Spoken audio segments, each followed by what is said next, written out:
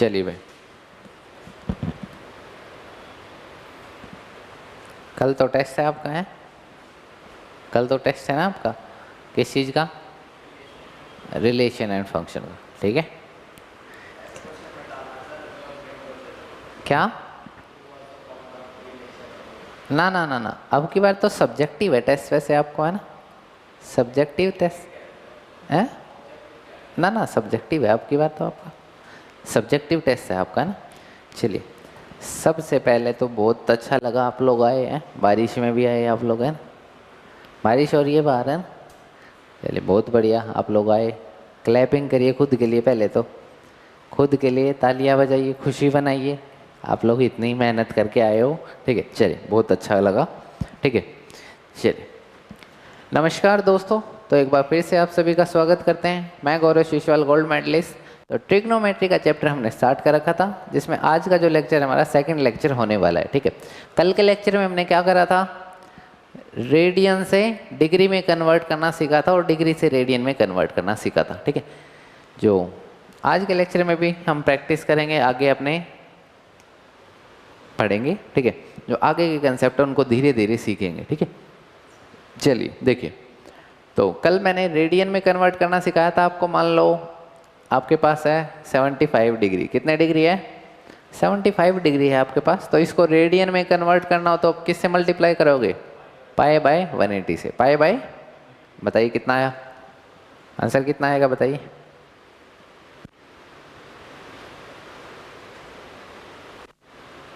बताइए।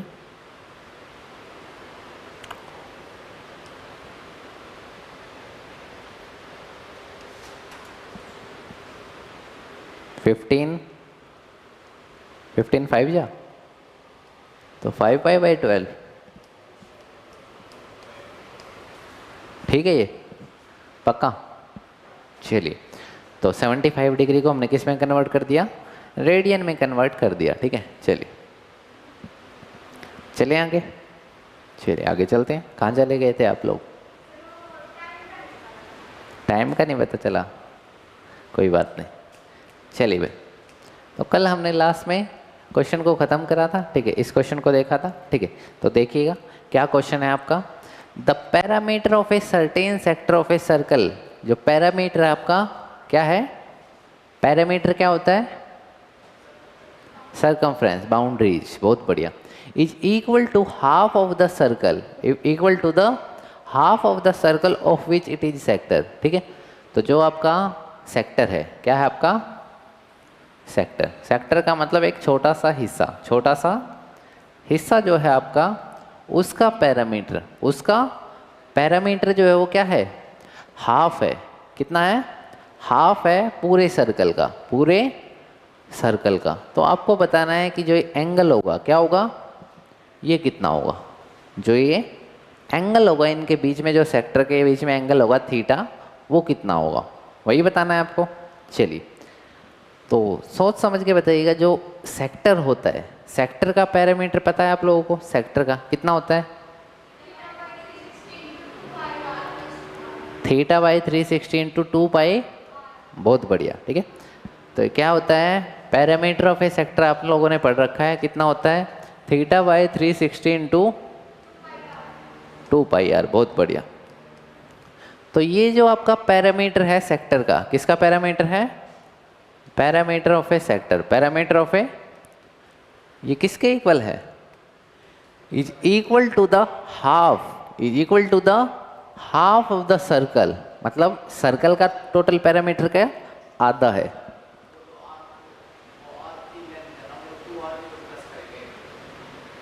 क्या कह रहे हो?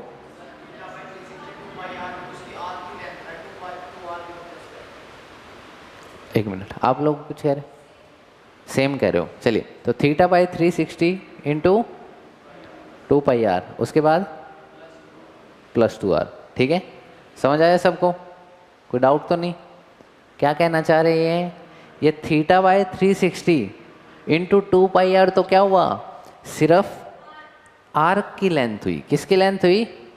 लेकिन 2 आर ये जो दो हैं इनको भी तो ऐड करेंगे, ये कहना चाह रहे हैं, ठीक है। चलिए, तो चलिए 1 मिनट के लिए इनकी बात मान लेते हैं। 2r को भी ऐड कर देते हैं, 2r को भी ऐड कर देते हैं। ठीक है, चलिए। तो ये क्या है? हाफ है। क्या है? किसका हाफ है? सर्कल के पैरामीटर के। तो सर्कल की सर्कमफ्रेंस कितनी होती है? 2 पाई r। कितनी होती है? 2 पाई। ठीक है, तो जो ये इक्वल होंगे कब होंगे? ये इसका हाफ है। इसका क्या है? तो इसको किसके इक्वल रखूं? पाई आर के। तो रखिए और थीटा की वैल्यू निकालिए। हाँ भाई, रखिए और थीटा की वैल्यू निकालिए जल्दी से।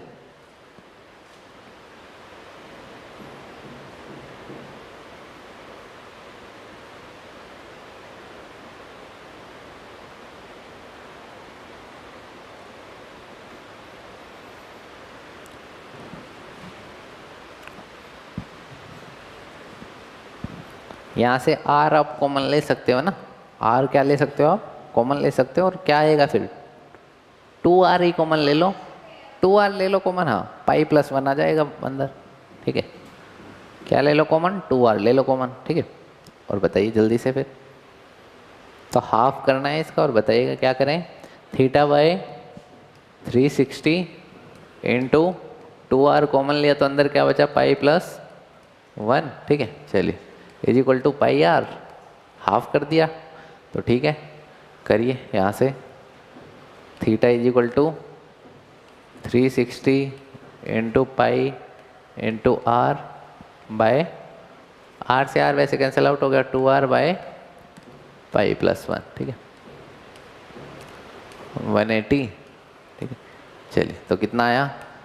180 इंटू पाई। ठीक है, तो ठीक है, कर दीजिए। 3.14 डिवाइड बाय 3.14 में ऐड करेंगे 1 तो 4.14। ठीक है, आ जाएगा आपका पक्का।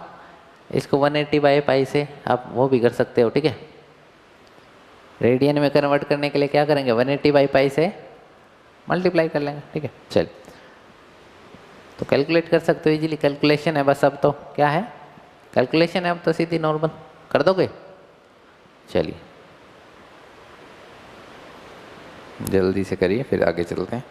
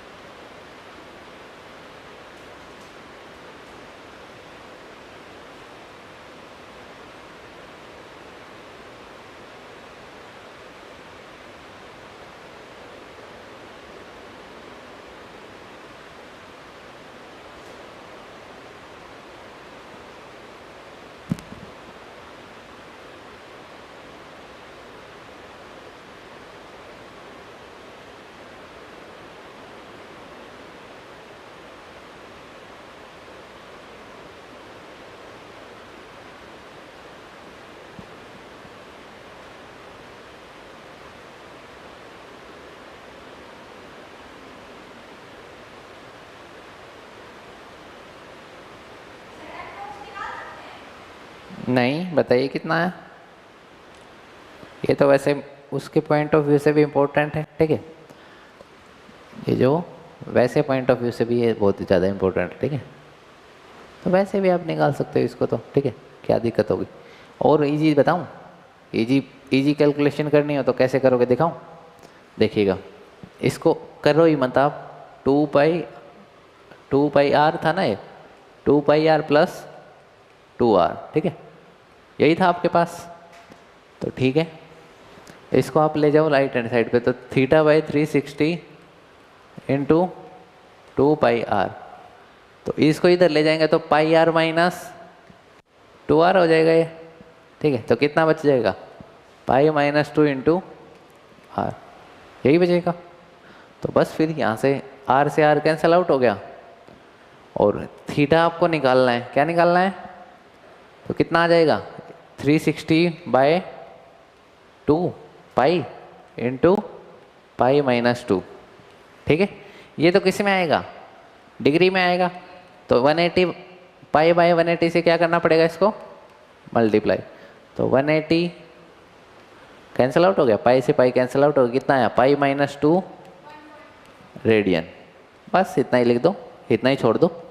पाई माइनस 2 रेडियन। पाई में तो आता है आपका, बस हो गया, है ना इजी, कर लोगे, इजी कैलकुलेशन है। इजी कैलकुलेशन आप नॉर्मली कर सकते हो, ठीक है। तो ब्रैकेट लगाने की भी कोई ज़रूरत नहीं है यहाँ, 2πr प्लस 2r, ये तो समझ आ गया होगा। ये तो सिर्फ सेक्टर का था, सेक्टर का निकालना था और उसमें 2r और ऐड करना था हमें, ठीक है। कोई डाउट तो नहीं? चलिए बहुत बढ़िया। ये सरकमफ्रेंस का होता है तो इसका हाफ लेते हैं। क्वेश्चन में क्या दे रखा है कि हाफ लेना है इसका, तो हाफ लिया हमने इसका, ठीक है। तो लिख दोगे ना, इजी है। चलिए भैया आगे चलते हैं, ठीक है।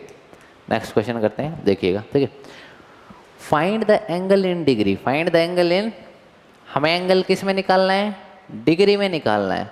Through which the pendulum swing, pendulum पता होगा आपको कैसे स्विंग करता है, ऐसे ऐसे स्विंग करता है पेंडुलम, सेक्टर की तरह स्विंग करता है। मान लो ये आपका लेंथ है, थ्रेड है, तो ऐसे ऐसे पेंडुलम मूव करता है, ऐसे ऐसे पेंडुलम क्या करता है? मूव करता है, ठीक है। कोई डाउट तो नहीं? चलिए देखिएगा, ठीक है। लेंथ कितनी है? 50 सेंटीमीटर, कितनी है? 50 centimetre. And the tip describe and arc of 16 centimetre, ठीक है। जो टिप जो डिस्क्राइब करते हो कितनी है? 16 सेंटीमीटर की है। और जो ये है, जो लेंथ है किसकी, जिस पे पेंडुलम घूम रहा है, जिस पे पेंडुलम, वो कितनी है? 50 सेंटीमीटर। कितनी है? तो बताइए थीटा कितना होगा? L is equal to r theta. तो थीटा कितना होगा? L upon r. तो L कितना है? 16/50, ठीक है। इसको किससे, ये किस में आएगा? ये तो रेडियन में आएगा। इसको किससे मल्टीप्लाई करना पड़ेगा? 180/पाई से। तो करिए, 0 से 0 कैंसिल करिए और फाइंड आउट करिए जल्दी से। थीटा बताइए कितना आएगा? 22/7 ले लीजिए, ठीक है।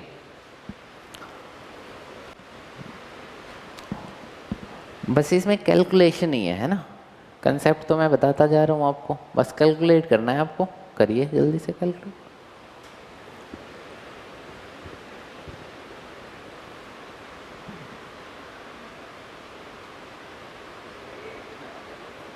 क्या हो गया? अप्रोक्सीमेट नहीं, एग्जैक्टली निकालिए ना। अप्रोक्स क्यों निकाल रहे हो?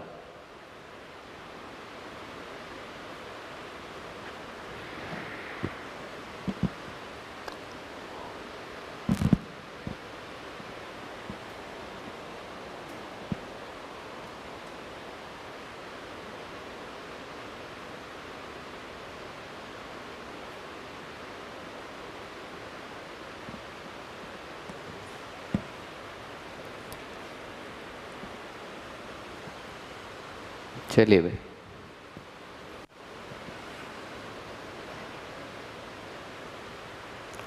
सोल्व करना बस। अब तो आपको पाई की वैल्यू रखिए 22/7, ठीक है, और सोल्व करिए।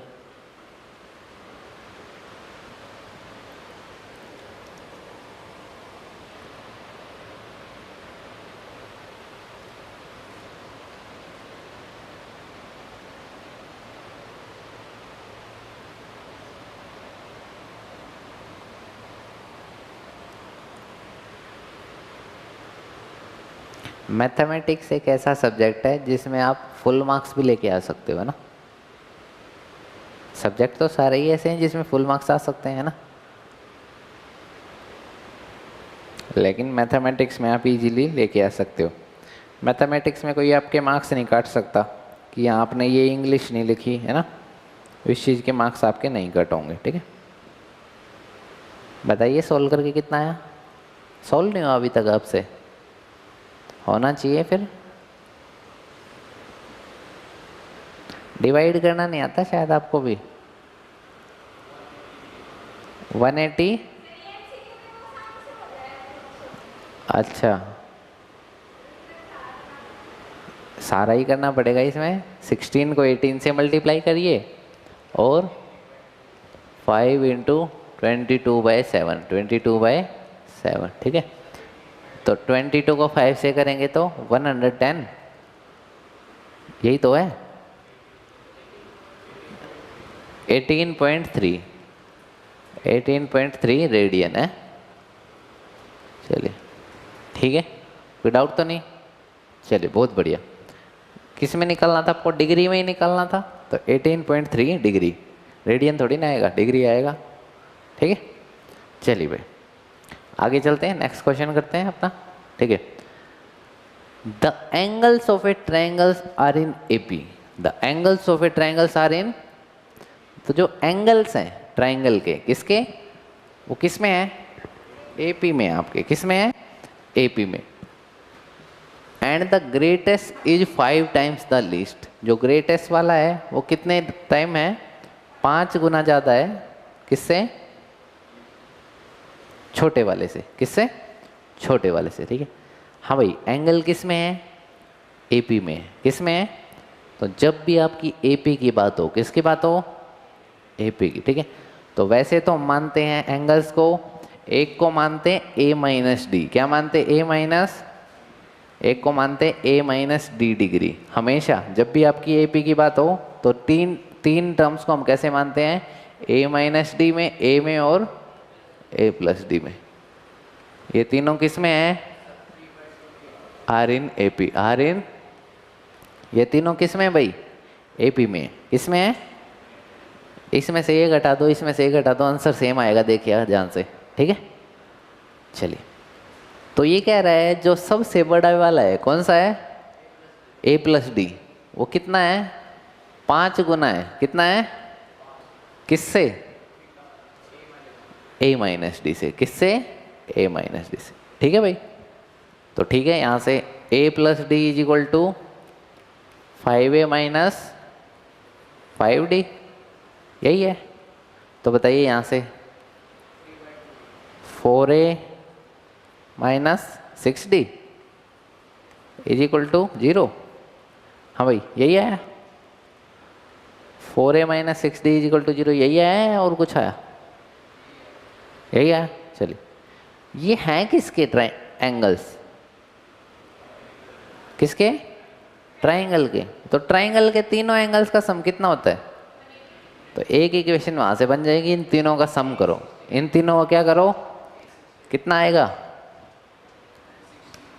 a minus D plus A plus D, कितना आएगा यहाँ से 180 है इन तीनों का सम। तो 3 times of a is equal to 180, a time is equal to 60 degree. कितना आया, 60 डिग्री। बस ठीक है, फिर यहाँ डी वैल्यू करिए, 4a minus 6d is equal to 0 में वैल्यू पुट करिए a की, तो 4 into 60 minus 5 into 6 into D is equal to 0।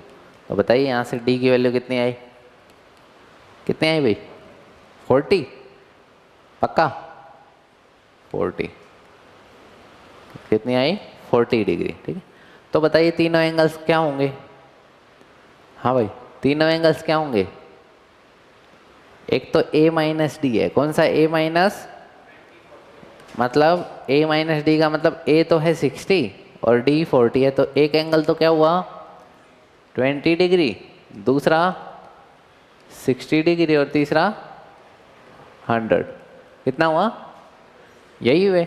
लेकिन ये तो किस में, डिग्री में है, किस में है, आपको किस में चाहिए, रेडियन में निकालने हैं। किस में निकालने हैं, कर दो इन तीनों को, करना और बताना कितना आया, आंसर कितना है आपका। एंगल्स जो है π/9, π/3, 10 π/18। हाँ भाई क्या सब गए यही हैं, किसी का डिफरेंट है, देखते हैं, बताइए। ठीक है, ये तो 2 π/9 आ जाएगा, इसको तो और कैलकुलेट कर लीजिए, कितना आएगा ये 5 π/9 आएगा, 2 कैसे आ जाएगा है? ये है सब के आंसर, पक्का कोई डाउट तो नहीं इसमें, इजी है। चलिए अभी ये आपके यहाँ ये ऐसे क्वेश्चन एनसीईआरटी के हैं, अभी लिखा नहीं आ रहा आपके पास एनसीईआरटी है ना, कल से लिखा आ जाएगा ये, टेंशन मत लो। ठीक है, ताकि आपको कॉन्फिडेंस होने लग जाए कि हाँ हम एनसीईआरटी के क्वेश्चन भी साथ साथ सोल्व करें। ठीक है, चलिए तो देखिएगा बिल्कुल सेम है, the greatest angle of a cyclic quadrilateral, जो सबसे बड़ा एंगल है किसका, साइक्लिक क्वाड्रिलेटरल का जो सबसे बड़ा एंगल है वो 3 गुना है छोटे वाले से। कितना है, 3 टाइम्स है जो छोटे वाला है, ठीक है। And the other 2 angles are in ratio 4:5, 4:5, ठीक है। चलिए, तो साइक्लिक क्वाड्रिलेटरल कौन सा है, साइक्लिक क्वाड्रिलेटरल की बात हो रही है, ठीक है। तो बताइएगा सबका सम कितना होता है, 360। अपोजिट का भी 180 होता है साइक्लिक में, है ना। ठीक है, बिल्कुल सही बात है आपकी, ठीक है। तो क्या करेंगे भाई, ध्यान से देखिएगा, ये आपके पास मान लो कोई साइक्लिक क्वाड्रिलेटरल है, क्या आपके पास कोई साइक्लिक क्वाड्रिलेटरल, ठीक है। तो कोई कंडीशन तो नहीं देख रखी अभी, कोई कंडीशन नहीं है, चलिए बहुत बढ़िया। तो एक एंगल ये होगा, एक ये होगा, ठीक है, एक ये होगा और एक ये होगा, ऐसे ही एंगल होंगे। आपको साइक्लिक क्वाड्रिलेटरल की एक खास बात पता है, क्या खास बात होती है, इनके अपोजिट्स जो एंगल्स होते हैं उनका सम कितना होता है, 180। कितना होता है, तो ए एंगल मान लो ये है, बी है, ये सी है और ये डी एंगल है। ए बी सी डी आपने एंगल्स के नाम दे दिए, क्या दे दिए, एंगल्स के नाम आपने रख दिए, ठीक है, कोई डाउट तो नहीं। चलिए, तो जो इसमें ग्रेटेस्ट एंगल है क्या है, वो कितना है, 3 टाइम्स है छोटे वाले का। कितना है, 3 टाइम्स है छोटे वाले का। तो आपको पता है ए प्लस सी किसके इक्वल है, 180 के। बी प्लस डी किसके इक्वल है, 180 के। ये हाँ बोलो बोलो, आंसर बता रहे हो, आंसर बता रहे हो, क्या लिखा है, कहाँ पे, आपके आ गए, ठीक है, बहुत अच्छी बात। देखिएगा भाई ध्यान से, ये कह रहा है कि जो बड़े वाला और छोटे वाला है वो एक दूसरे क्या है, 3 टाइम्स है। कितना है, 3 टाइम्स। तो मान लो ये बड़ा एंगल है, ये ए वाला सबसे बड़ा है, ए वाला क्या है, तो ए वाला अगर सबसे बड़ा होगा तो सबसे छोटा कौन सा होगा, सी वाला। मान लो ए वाला सबसे बड़ा 120 है, कितना है, तो ये कितना होना चाहिए, 60 होना चाहिए। कितना होना चाहिए, तभी तो काम चलेगा, तभी तो दोनों का सम 180 होगा। और अगर ये 110 है तो ये कितना होना चाहिए, 70 होना चाहिए। तो मतलब सबसे बड़ा इन चारों में कौन सा हुआ, ये ए ही तो हुआ। तो क्या लिखोगे आप, मान लो कि let A be the greatest, A be the greatest angle. तो ए क्या मान लिया आपने कि ग्रेटेस्ट एंगल कौन सा है, देन जो सी होगा वो क्या होना चाहिए, c will be the smallest, c will be the. इसमें कोई डाउट हो तो बताइए, समझ आए ये बात, तो बिल्कुल इजी है कि अगर ए बड़ा है तो ये छोटा होगा, ठीक है। चलिए, तो ठीक है भाई, तो ए जो बड़े वाला है वो 3 गुना है किसके, सी वाले के, 3 टाइम्स है। कितना है भाई, 3 टाइम्स है आपका किसके, जो आपके एंगल्स गिवन है, ठीक है। चलिए, और जो दूसरे जो 2 बच गए, बड़े और छोटे से दूसरे बच गए, वो क्या हैं, 4:5 के रेशो में। किस रेशो में, 4:, मतलब जो बी और डी है उनका रेशियो कितना है, 4:5, 4:। तो यहाँ से भी आपकी एक इक्वेशन आ जाएगी, क्रॉस मल्टीप्लाई करने पर 5b - 4d = 0। तो बताइए, आ गई आपकी एक इक्वेशन यहाँ से। तो a = 3c, a = वैसे आपको एक चीज़ तो पक्का पता है कि a + b + c + d कितने के इक्वल है, 360 के इक्वल है। किसके इक्वल है, 360, ठीक है। ये एक इक्वेशन बी और डी में है, एक इक्वेशन याद रखिए बी और डी में। क्या दोनों से आप क्या निकाल सकते हो, बी और डी की वैल्यू निकाल सकते हो, निकालना एक बार जल्दी से। एक इक्वेशन ये सेकंड दे रखी है और ये जो फोर्थ आपको इक्वेशन दे रखी है, इनको सोल्व करिए, आपको आती है सोल्व करनी। और बी और डी की वैल्यू बताइए मुझे जल्दी से, बी और डी की क्या बताओगे वैल्यू।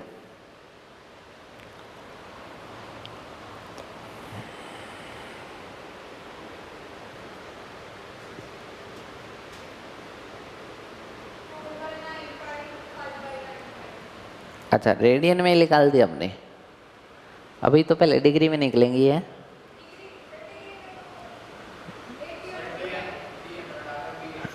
हंड्रेड और 80 है, बी कितना आया और डी 80। चलिए, तो भाई यहाँ से आपकी वैल्यू क्या आई, बी की कितनी आई 80 और डी की 100। चलिए बहुत बढ़िया, यही आनी थी वैसे तो आपको पता था। बी और डी का सम कितना आना है 180 आना है, तो आ भी रहा है। ठीक है, तो आप यहाँ a plus B plus C plus D equal to 360 में क्या रख दो, बी और डी की जगह तो 180 रख दो। ठीक है, या फिर इसको भी छोड़ो, इसको एक्स्ट्रा बनाने की जरूरत है ही नहीं। ये आपके पास इक्वेशन थी a plus C is equal to 180। First equation क्या थी आपके पास, a plus C is equal to 180। तो यहाँ से देखिए a की वैल्यू क्या है आपकी 3c, कितनी है, तो a की जगह 3c रखो, तो 3c plus C is equal to 180। तो बताइए यहाँ से c की वैल्यू कितनी आई 4c इज इक्वल टू 180, तो c की वैल्यू कितनी आई, हाँ भाई 45 कितनी आई, तो a की कितनी आएगी यहाँ से, a की कितनी आएगी 135। तो बस आ गई आपकी a की वैल्यू आ गई यहाँ से 135। तो ध्यान से देखिए, वैसे भी सबसे बड़ा एंगल कौन सा है आपका a, सबसे बड़ा कौन सा है और सबसे छोटा c, यही तो माने थे आपने। बस ये आपने डिग्री में तो निकाल दिया, अभी इनको रेडियन में निकाल दो और आपका आंसर आ जाएगा। किस में निकाल रहे हैं, ये आ गया आपका आंसर, निकाल दो इनको रेडियन में, निकाल दोगे, निकालिए जल्दी से, इनको निकालिए जल्दी से आप रेडियन में और बस आपका आंसर डन। ठीक है ना।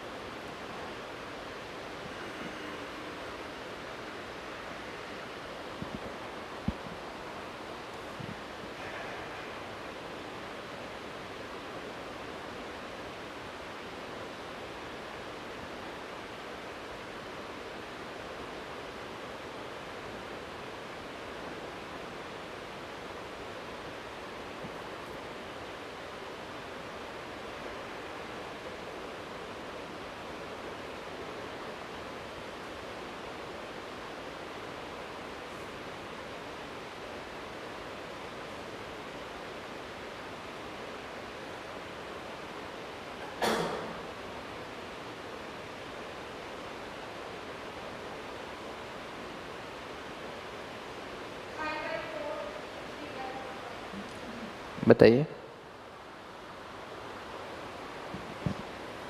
चलिए भाई दोबारा बता देते हैं एक बार।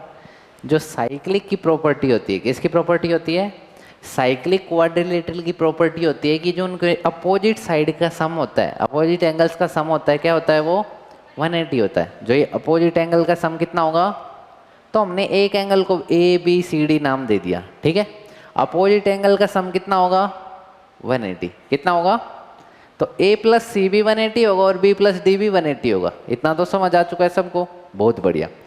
अब हमें कंडीशन दे रखी थी कि जो भाई इन चारों में से ग्रेटेस्ट एंगल है ना, जो सबसे चारों में से सबसे बड़ा एंगल है, वो 3 गुना है किसके, सबसे छोटे वाले के, सबसे छोटे वाले के। तो ध्यान दीजिए, अगर मान लो आपका a सबसे बड़ा एंगल हुआ, a क्या हुआ सबसे बड़ा, तो c क्या होगा सबसे छोटा होगा, क्योंकि इन दोनों का सम तो आपको 180 बनाना है। कितना बनाना है, तो एक बड़ा होगा तो दूसरे को छोटा होना पड़ेगा, दूसरे को क्या होना पड़ेगा, तभी तो पॉसिबल है। तो हमने मान लिया कि ए सबसे बड़ा है भाई, तो सी डेफिनेटली क्या होगा सबसे छोटा। तो कंडीशन क्या हुई, ए जो है सबसे बड़े वाला जो एंगल है वो क्या होगा 3 टाइम्स होगा छोटे वाले के। तो देखिएगा यही कंडीशन मैंने लिखी है, a is equal to 3 times of c. ठीक है, इतना तो कोई डाउट नहीं। बस इस a is equal to 3c को हमने क्या करा है, इस इक्वेशन में पुट कर दिया। यहाँ से आपकी a और c की वैल्यू आ जाएंगी, a और c की आ जाएंगी। तो a की जगह मैंने 3c रखा, क्या रखा 3c, और c था ही, तो 3c plus c 4c। 4c किसके इक्वल था 180 के, तो c किसके इक्वल आया 45 डिग्री के, किसके इक्वल आया। तो यहाँ से c 45 के आया, तो यहाँ 45 में से आप क्या करो 180 माइनस कर दो, या फिर यहाँ रख दो 45 इंटू 3 कितना होता है 135। आ गया ए और सी की वैल्यू। चलिए उसके बाद ये कह रहा था कि भाई जो दूसरे एंगल बच गए, सबसे बड़े और सबसे छोटे को छोड़ के जो दूसरे बच गए ना दो एंगल, वो भाई रेशियो में 4:5 रेशियो में। किसके रेशियो में? 4:, मतलब जो बी और डी का रेशियो है। बी और डी का क्या है? जो भाई बी और डी का रेशियो है, जो रेशियो आपको गिवन है बी और डी का रेशियो ऑफ एंगल, वो कितना है? 4:5। 4:5, कोई डाउट तो नहीं? तो ये जो आपका रेशियो है ये 4:5 है। कितना है? 4:5 आपका रेशियो गिवन है। तो बस यहाँ से क्रॉस मल्टीप्लाई कर लो। क्या कर लो? क्रॉस मल्टीप्लाई करके देखो तो कितना आ जाएगा? 5b = 4d। तो 4d को मैं लेफ्ट हैंड साइड लिया है तो कितना है? 5b - 4d = 0। एक इक्वेशन यहाँ से आ गई, एक इक्वेशन आपने पहले से निकाल ही रखी है कि इन दोनों का सम कितना होता है? 180। दोनों को सोल्व कर देंगे, आपकी बी और डी की वैल्यू आ जाएगी। किसकी वैल्यू आ जाएंगी? बी और डी की। बहुत बढ़िया, वेरी गुड। आ गया तो अच्छी बात है, ठीक है। चलें भाई आगे, चलिए आगे चलते हैं, ठीक है।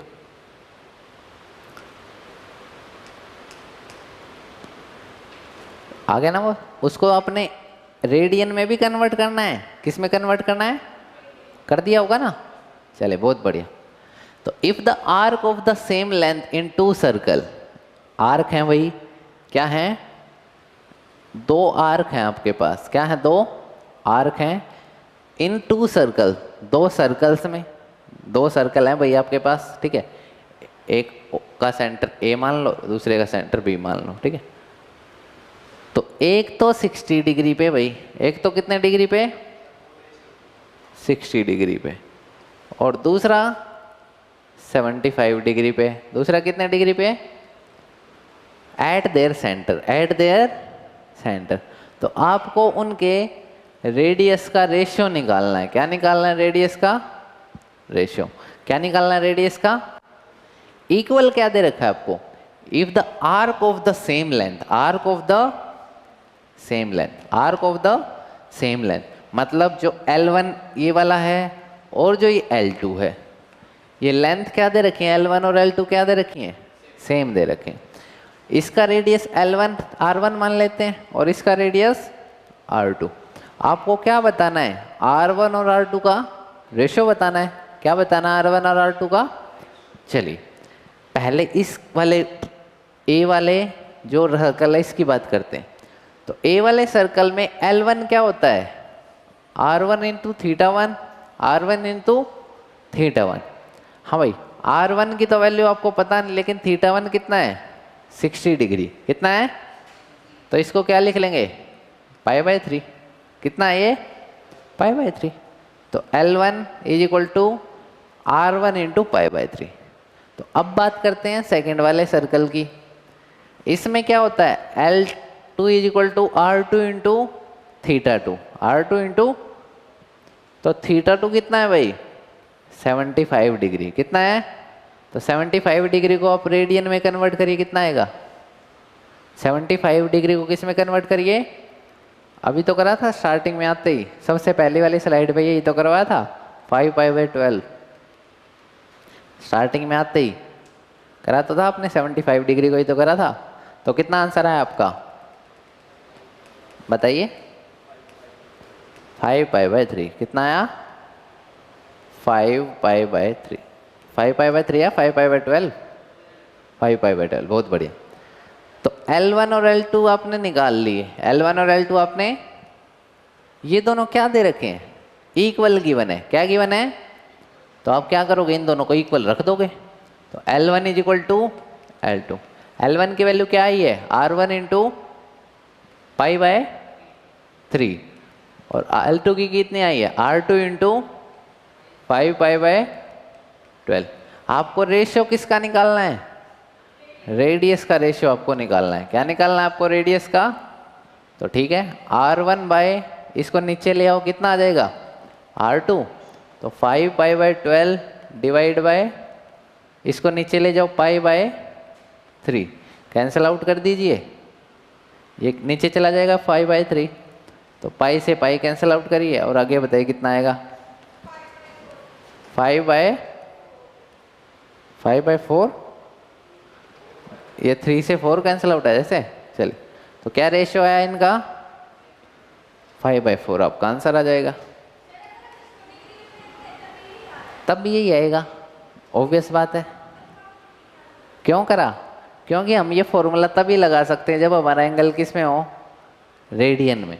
आंसर तो वही आएगा क्योंकि रेशियो हमेशा सेम होता है। जैसे कि मान लो इनके पास 100 किलो सेब हैं, कितनी सेब हैं? उनके पास 200 किलो सेब हैं, कितनी है? रेशियो कितना है इनका? 1/2। कितना है? इनके पास 100 ग्राम सेब हैं, कितनी ग्राम सेब हैं? उनके पास 200 ग्राम सेब है, कितनी सेब हैं? रेशियो अब भी कितना है?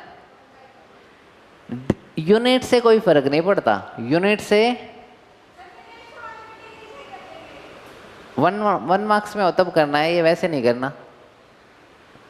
रेशियो वाले में 1 मार्क्स में हो तो डायरेक्ट कर देना 60/75, तब भी वही आएगा। लेकिन अगर किस में हो पूरे 2 मार्क्स में, तो ऐसे पूरा करके दिखाना पड़ेगा। कोई डाउट तो नहीं? पक्का? चलिए, बहुत बढ़िया। समझ आया ये सबको? चलिए, वेरी गुड। कितना आया? उल्टा आ रहा होगा तो यहाँ भी तो आपने उल्टा ही रखा होगा या सीधा रखा है? तो R1/R2 का रेशियो है, आपका R2/R1 का आ रहा होगा फिर उसमें।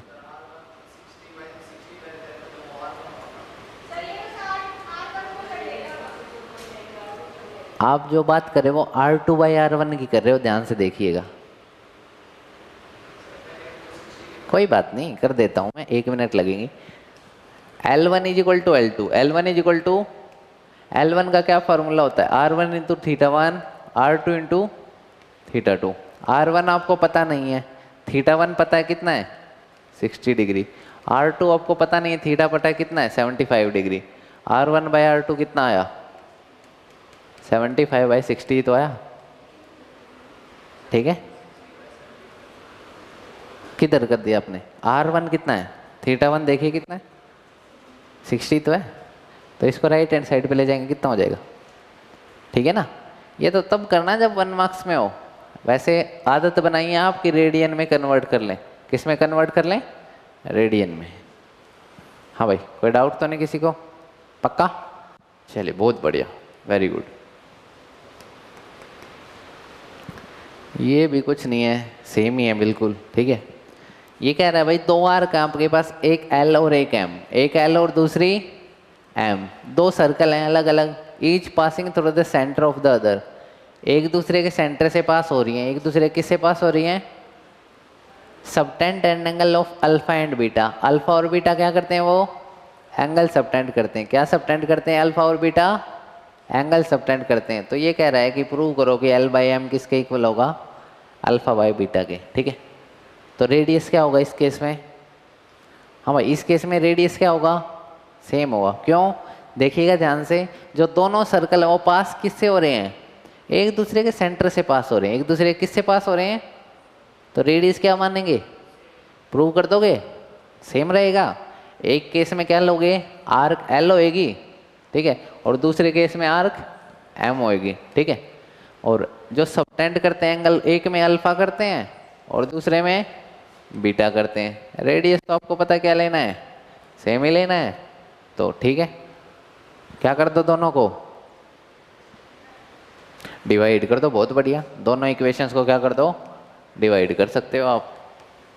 तो दोनों इक्वेशंस को डिवाइड करेंगे तो क्या आ जाएगा? L/M R/R∝/R∈β। तो बस फिर R से R कैंसिल आउट हो गया। कितना है? अल्फा/, यही तो आपको प्रूव करना था। कोई डाउट तो नहीं? पक्का? इजी है? चलिए, बहुत बढ़िया।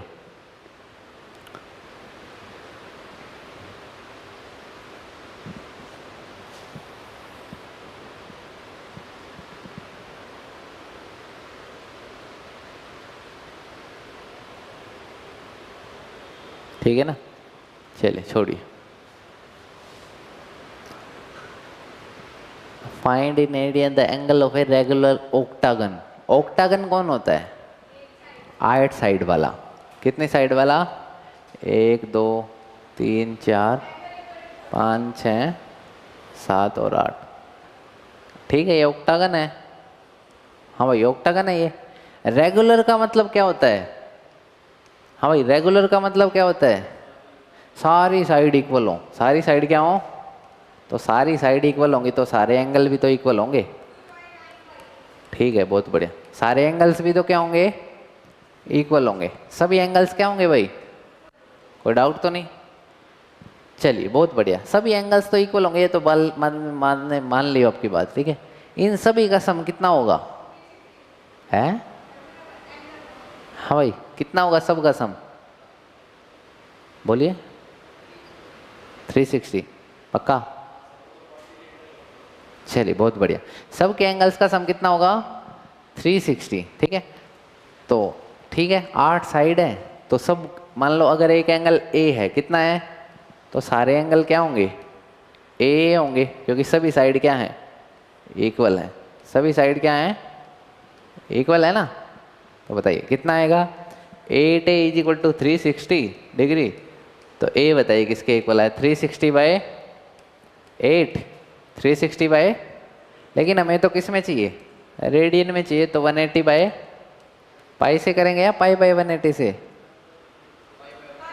Pi by 180। बोलो फिर किससे मल्टीप्लाई करेंगे? पाई बाय 180 से। तो 180 को 2 4, तो आंसर कितना है आपका? ए की वैल्यू कितनी है? पाई बाय कितने डिग्री आया है? 45 डिग्री। बहुत बढ़िया, तो पाई बाय 4 ही रहने देना है, आंसर हमें इसी में चाहिए। ठीक है ना, कोई डाउट तो नहीं किसी को? इजी है। आपका कुछ और आ रहा था? करनी नहीं ना फिर ये 1 2 3 4 5 6 7 8। ठीक है, तो ऐसे रेगुलर ऑक्टागन की जगह रेगुलर डेकागन आ गया। डेकागन, ड्यूआ डेकागन को पता है क्या होता है? ठीक है, बहुत बढ़िया, तो ये पता होना चाहिए आपको। ठीक है, ठीक है, ये सब पता होना चाहिए। चलिए बोलिए, इसी के साथ लेक्चर को ख़त्म करते हैं। आज बहुत अच्छा कि आप लोग आए। ठीक है, काफ़ी अच्छा लगा है ना, बारिश में भी आए है ना, बहुत बढ़िया, वेरी गुड। क्लैपिंग करो खुद के लिए, खुशी मनाओ है, पकोड़े खाओ है घर जाके। चलिए, एक जो सबसे पहले फिगर बनती है वो आपकी ट्राइंगल की बनती है। जो क्लोज फिगर बनती है वो किसकी बनती है? कितने साइड होती हैं? फिर क्वाड्रिलेटरल की बात आती है, उसमें कितनी होती हैं? फिर पेंटागन, फिर उसमें 5। हेक्सागन, फिर उसमें फिर हेप्टागन क्या आता है? उसमें 7। फिर ऑक्टागन जो ये है, फिर नैनोगन है। चलिए उसके बाद डेकागन, और 12 साइड वाले को, 11 वाला नहीं होता, 12 साइड वाले को हम कह रहे हैं ड्यू डेकागन। Due decagon. ठीक है, क्या कहते हैं? Due decagon. ठीक है, तो ये आ सकते हैं आपके 1 नंबर में। ठीक है, कर दोगे? चलिए, और नहीं करना? चलिए रहने देते हैं। ठीक है, चलिए इसको फिर अगली बार से स्टार्ट करते हैं कि आपकी जो घड़ी है वो 1 मिनट में कितना चलती है ना वो। ठीक है, वो सब 6 डिग्री ये याद होना चाहिए आपको, डायरेक्ट याद, रिजल्ट भी होने चाहिए। ठीक है, आवर एंड 1 मिनट में कितना चलती है, तो ये सब करेंगे अगली बार। ठीक है, चलिए thank you, bye bye, take care. हंसते रहिए, मुस्कुराते रहिए। ठीक है, चलिए।